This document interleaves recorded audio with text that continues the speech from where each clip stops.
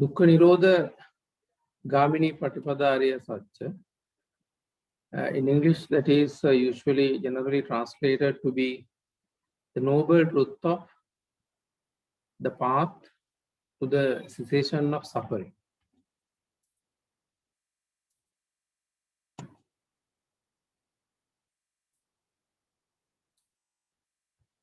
The term noble is used because the noble ones, the Buddhas and Arahats and so on, only penetrate this ultimate truth. Accordingly, they are the truths of the noble ones, of fully holy ones.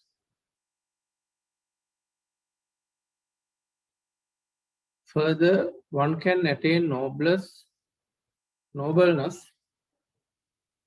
or holiness by penetrating these four noble truths.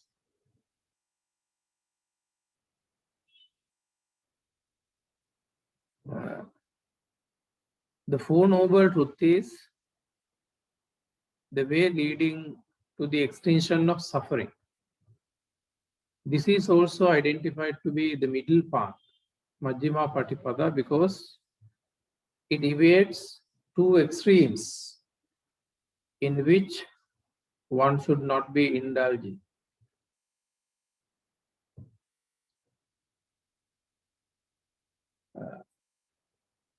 The extreme of searching or chasing for happiness or pleasures through sensual enjoyment,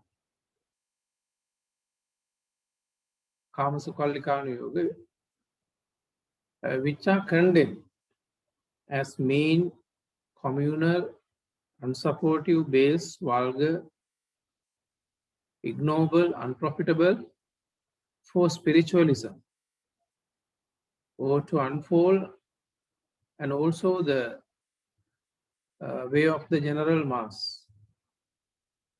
Hino, Gammo, Potujjaniko, Anariyo, Anatta Sanghito.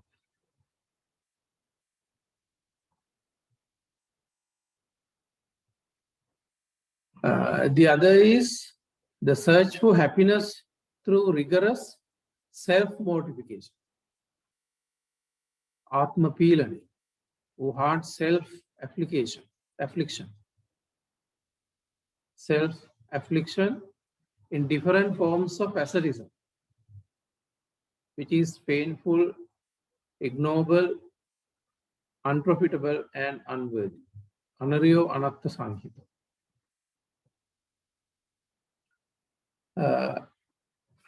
The Buddha, having practically tried those two extremes by himself, realized their unfruitfulness,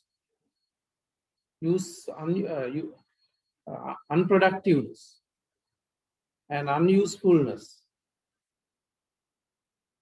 for liberation, and preaches those two extremes to be avoided. And also the Buddha turned to practicing the middle path, and he discovered through his personal experience that it is the middle path that gives correct vision and knowledge for realization of the enlightenment or Nibbana.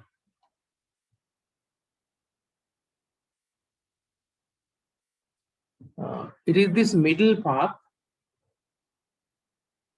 which is enumerated to be the Noble Eightfold Path, Ariyo Attangiko Magga,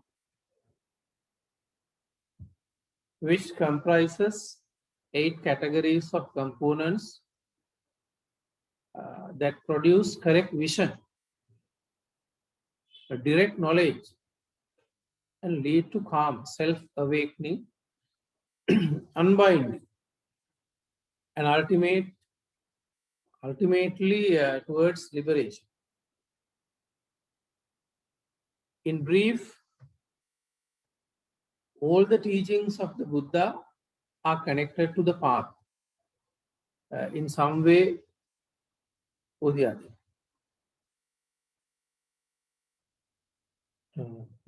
When practicing, of course, one should not follow one after another in a numerical order from 1 to 8. The total eightfold path needs to be simultaneously practiced, collectively or together, right? Though each in varied, maybe in varied degrees, as it is a single process in the direction of the enlightenment and a way of life, not something for mere belief and performance of rituals and wishes. So that is, we can when analyzing all these, when deeply comprehending, we can actually understand this is a practical way of life.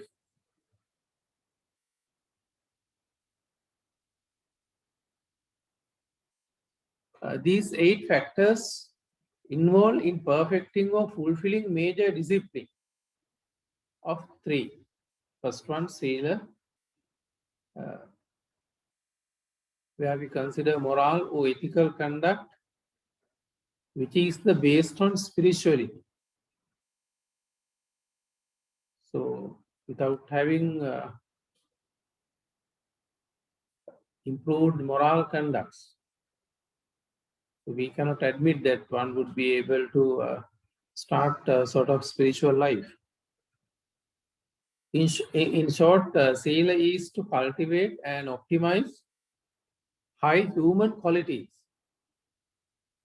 in any type of context, whatever the setting it may be, whatever the context it may be, whatever the sort of living environment condition, need to be ethically advanced. It is expected to extend compassion, loving kindness, and so forth towards all beings, irrespective of any discrimination.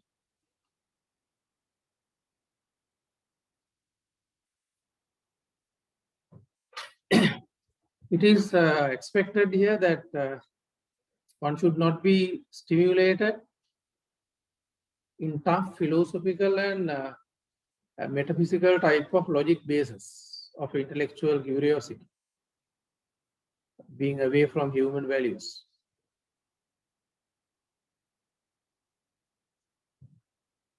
And then samadhi. That is actually kind of a mental discipline developed on the base of the first Sila or moral conduct.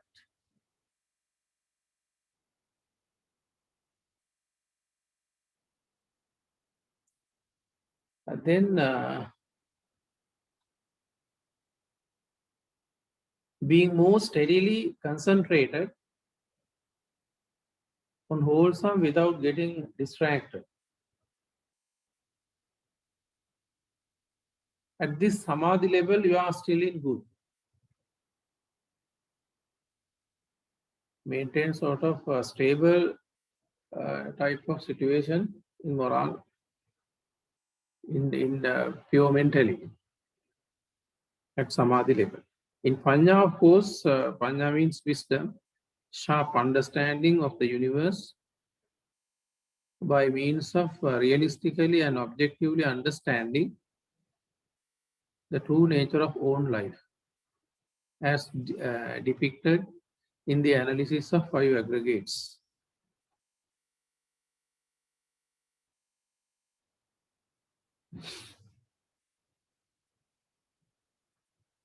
According to Buddhism, one should develop both compassion and wisdom together at the same time, simultaneously, for the perfection of the ultimate goal, the enlightenment. So that means we philosophically sometimes for the intellectual curiosity, we cannot be kind of knowledgeable based on logical concepts and all without caring human type of values like compassion and loving kindness.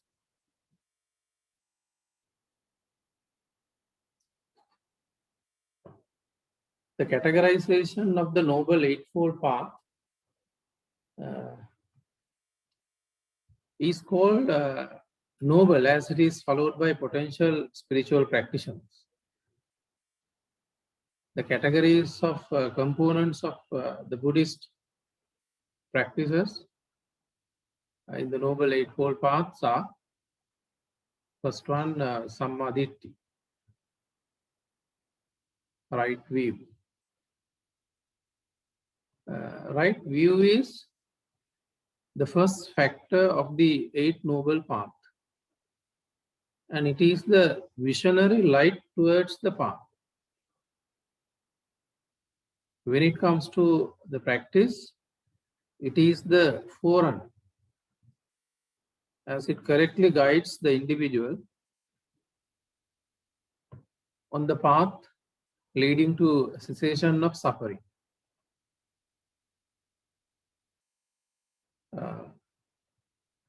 Life is not, as we all admit, that life is not what we think it is. It's a result of very complicated process of being of attachment.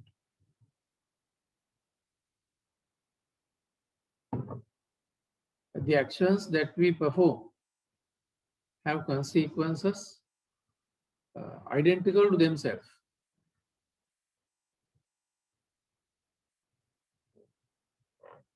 Life doesn't end up in death.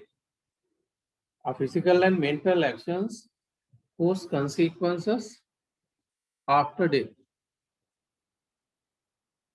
for us to re-becoming in the cycle of existence, in metempsychosis. When considering, of course, when deeply considering and objectively, we cannot point out that existence is happy and comfort in any realms of existence, but bound with suffering, sorrow and pain. So briefly telling, seeing this nature of reality as it is the right view, or Sammaditthi. Accordingly, right view is achieved by well understanding, pajana, especially when it comes to the suffering and its origin and its cessation and the way leading to cessation. That means again the Four Noble Truths.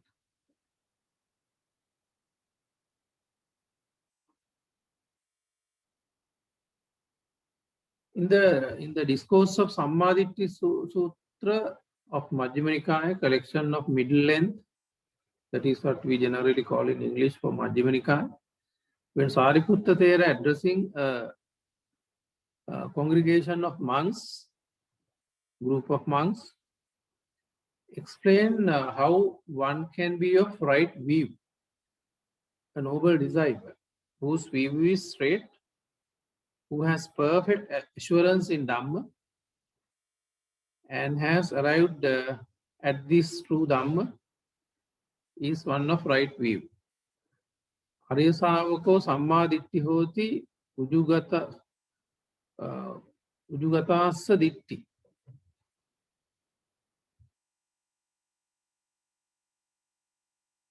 Dhamme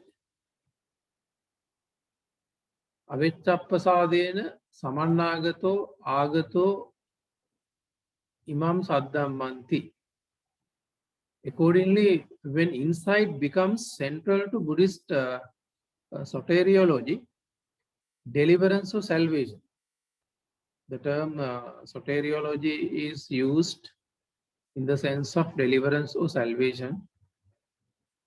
Thereby, one can be of right view. With the right view, one can transpire or well realize suffering of life. Parinyayam dukkhe. It is the right view. Even though one says that he can understand suffering, it cannot be admitted. If one properly understands suffering, thereby he turns towards the path of liberation. So we can understand that right view leads the way towards deliverance of suffering. While wrong view, mithya-ditti, directs a person deeper into suffering. When understanding what wrong view does, thereby it can be understood what right view can do. Wrong view also has a right propensity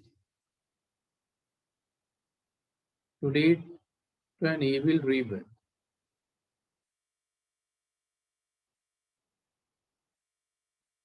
Right resolve or right intention, samma sankappa.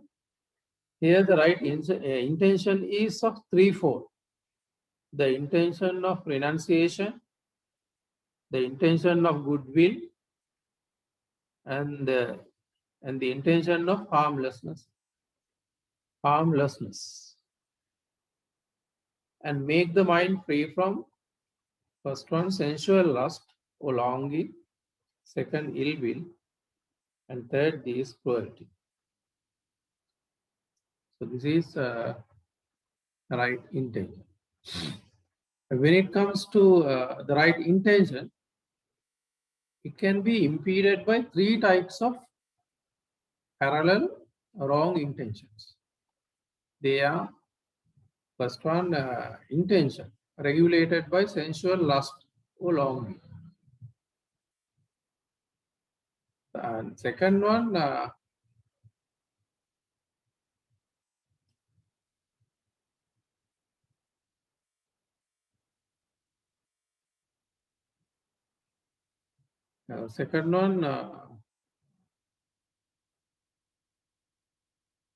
intention controlled by ill will.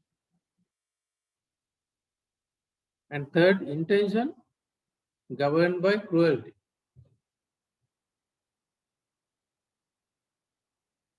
The intention of renunciation of sensual lust is often impeded by or obstructed by the intention of desire, the intention of goodwill.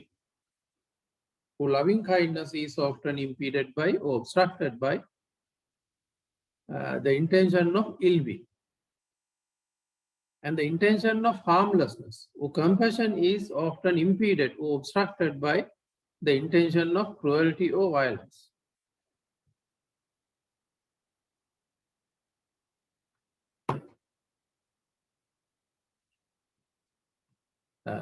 Having understood this nature of mental intentions, the individual who treads the path, who walks on the path, makes effort to maintain the intention pure and conducive to sort of wholesome goals, the objective, pure objective. If the intention is right, the action too will be right. Having right intention is the way to put the conduct on the right path. Here the practitioner or yogi is supposed to maintain a sort of pure intention. And as a result, his deeds, words, plans, and purposes will be of wholesome.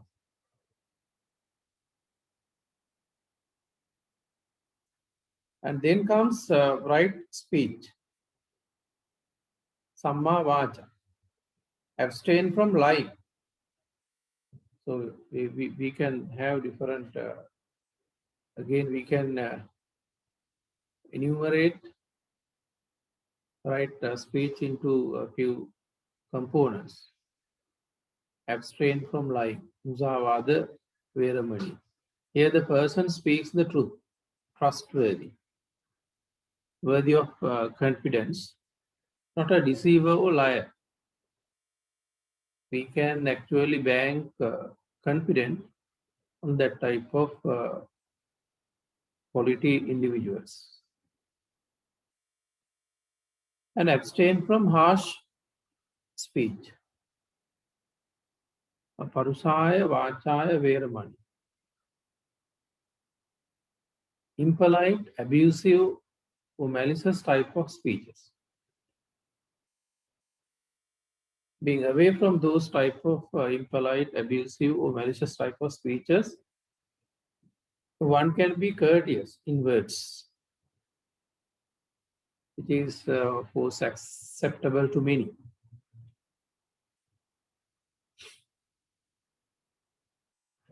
And third one, abstain from defamation or slanderous speech. Pisunaya vachaya veramani. Avoid sneaking or carrying tales, causing damage to relationship. An individual may not be involved in a kind of useless type of speeches. And abstaining from idle chatter. Sampappalapa veramani. Useless babbling and gossip. And speaks the right thing at the right time. There is nothing to speak, just keeps quiet. You know that here individual is expected to speak a righteous way, such as speaking truth, using the language meaningfully, friendly and and sort of gentle way, hurting none, and get involved in fruitful type of speeches. Then it would be like a treasure of Dhamma.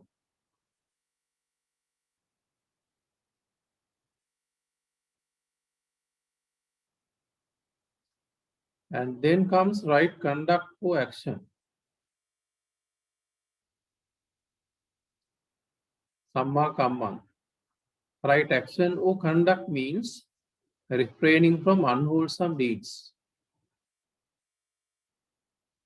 Especially just to make a living, one doesn't get involved in wrong type of conduct or activities.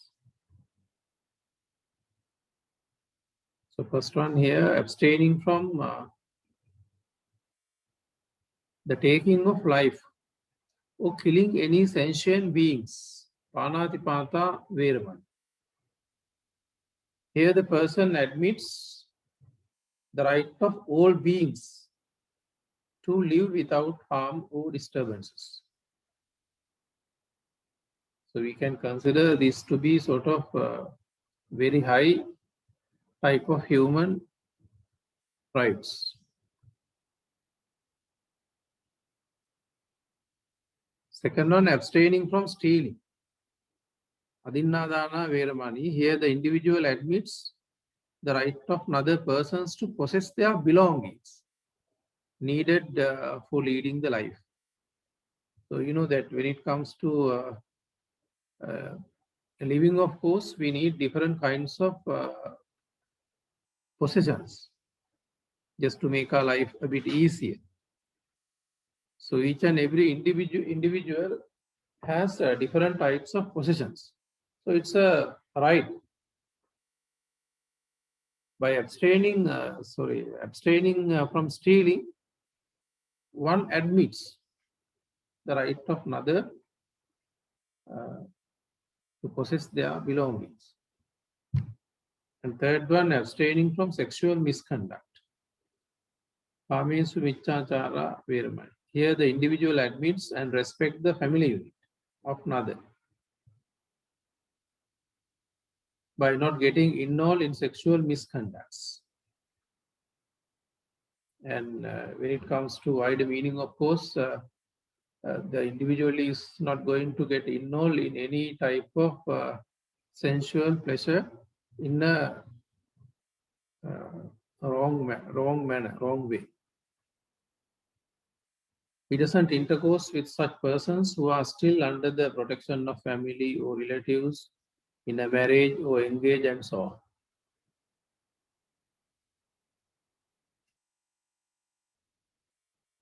And right livelihood, samma ajiva, beg to feed, only possessing what is essential to sustain in life. Right livelihood is to ensure that the person earns his living in a righteous way. A lay disciple should earn wealth and properties in accordance with expected norms and sources.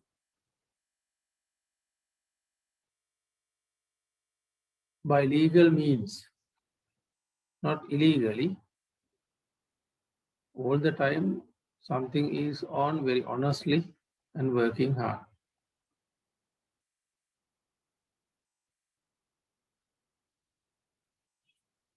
Buddhism instructs to avoid 5 kinds of livelihood which cause harm himself and others, and they are dealing in weapons, dealing in living beings or animals, including raising animals for killing, as well as slave trade and prostitution, dealing in meat production and butchery, dealing in poisons, and dealing in intoxicants. So these kind of socially unexpected dealings, that mean the person who is on the path is not going to be involved in these type of wrong dealings.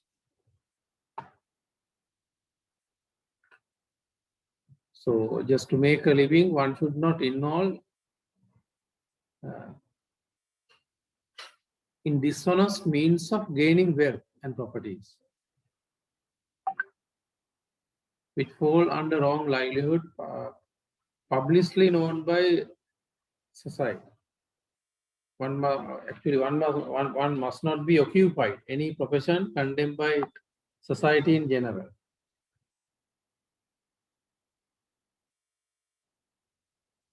Right effort, samma vayama, the effort of avoiding, overcoming and preventing the arising of unwholesome states, especially mental type of states meant here, and make effort to generate wholesome states, such as Bojjhanga, 7 factors of awakening.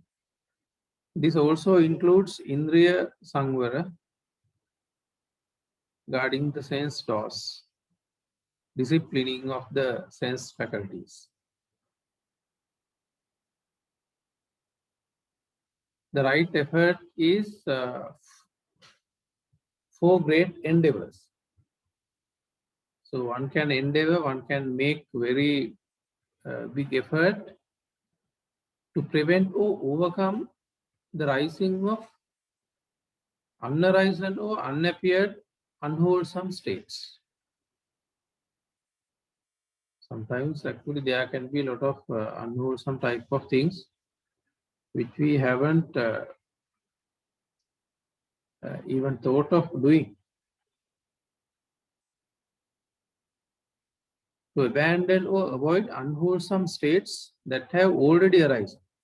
Right now, I know that most of the time we get involved in doing certain type of unwholesome activities. due to certain reasons, we find it very difficult to stop or get away or do away those type of things. Anyway, here we are advised to uh, make some effort to abandon or just to avoid them. Third one, to arouse or awaken wholesome states that have not arisen. There are a lot of wholesome activities or a lot of achievements are there which are not achieved yet. So we have to make very big effort so that we can awaken them. And fourth one, to maintain and perfect wholesome states already arising. If we are involved in sort of wholesome activities on our way towards liberation, we have to further strengthen those.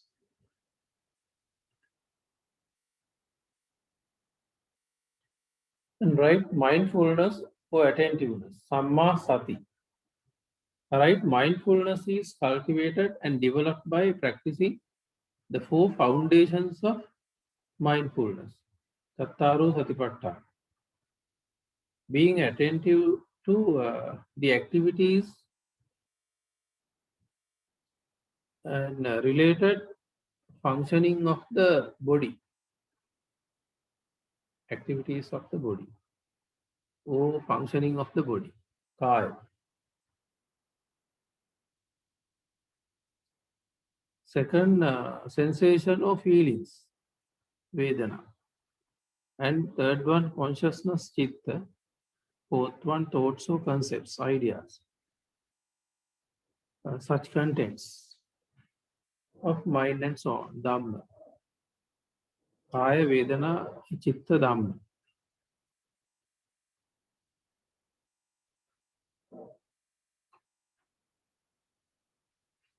According to the activities of the mind, here actually Kaya means not the, that means, this is the idea that I would like to, it is not my personal idea. So most of the time we say that Kaya is the physical body, but when it comes to deeper understanding of course, they are by way of using Kaya, the activities of mind connected with the body are taken there. So according to the activities of the mind, three tones of sensations generate. They are identified to be Vedana. As a result of these sensations, consciousness or minds develop.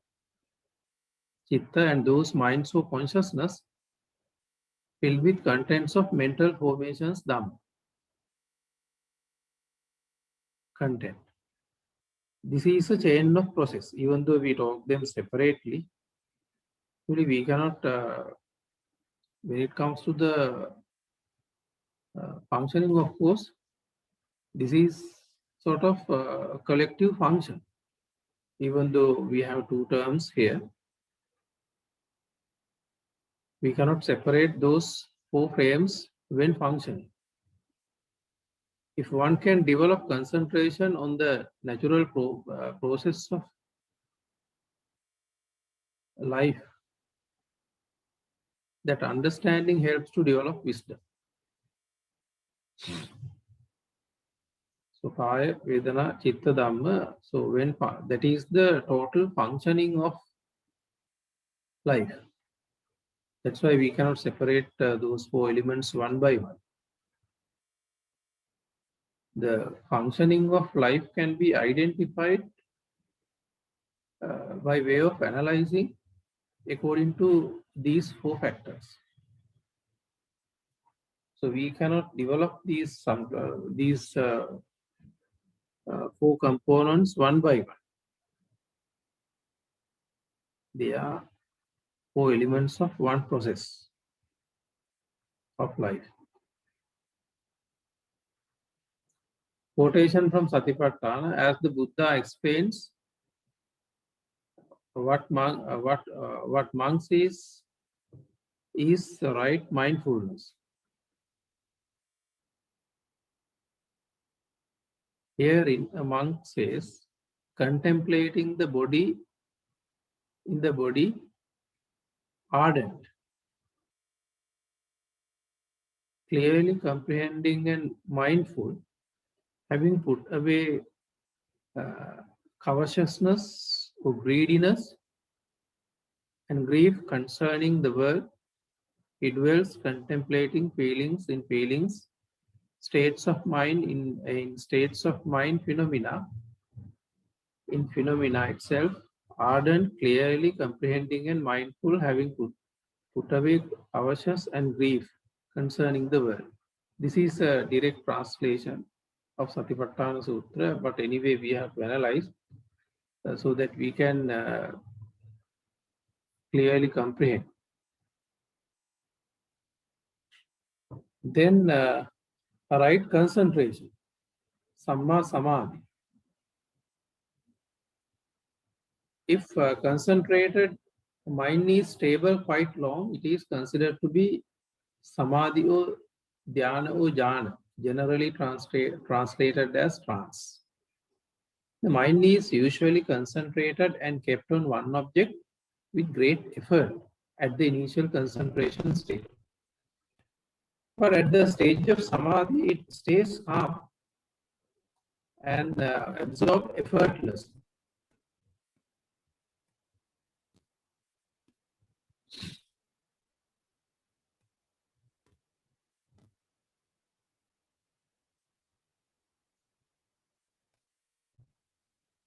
Pasadi Ekagata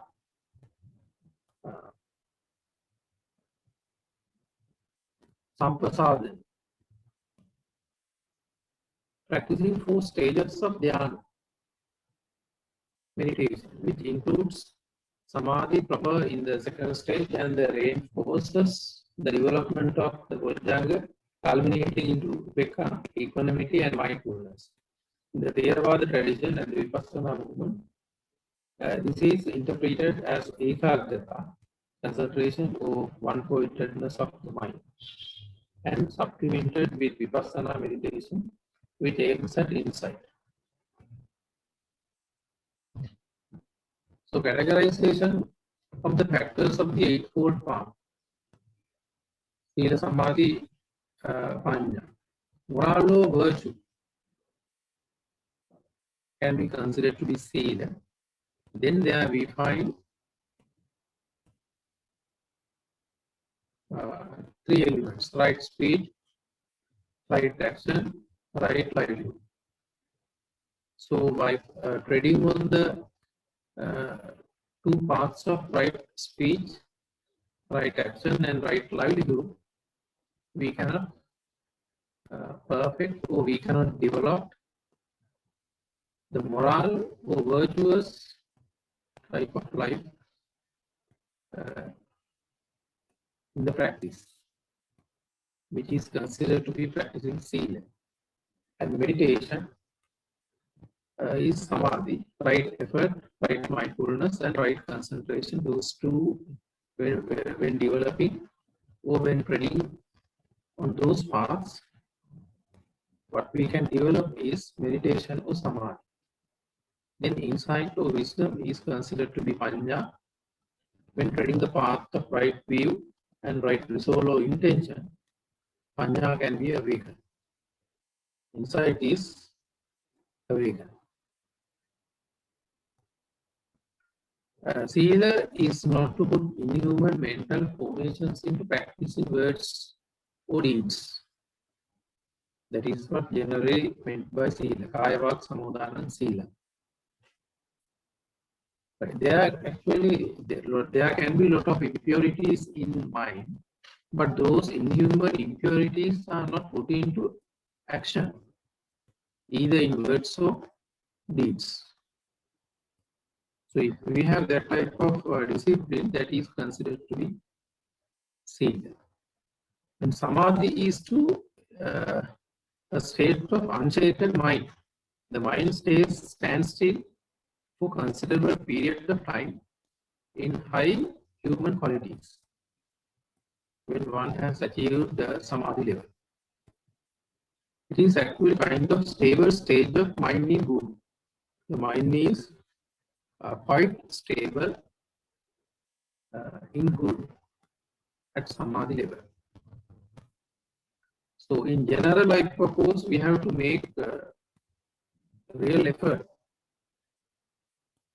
to keep our mind steady or stable in something good. We have to make big effort. But when it comes to samadhi level, the mind is effortlessly still in good, steady in good. And Panya see authentic reality of own psychophysical life process objectively. The authentic reality of own psychophysical life process. Life එක කියලා අපි අල්ලගන්න තියෙන එකේ තාත්වික යථාර්ථය යථානුභූතියව දකින්න.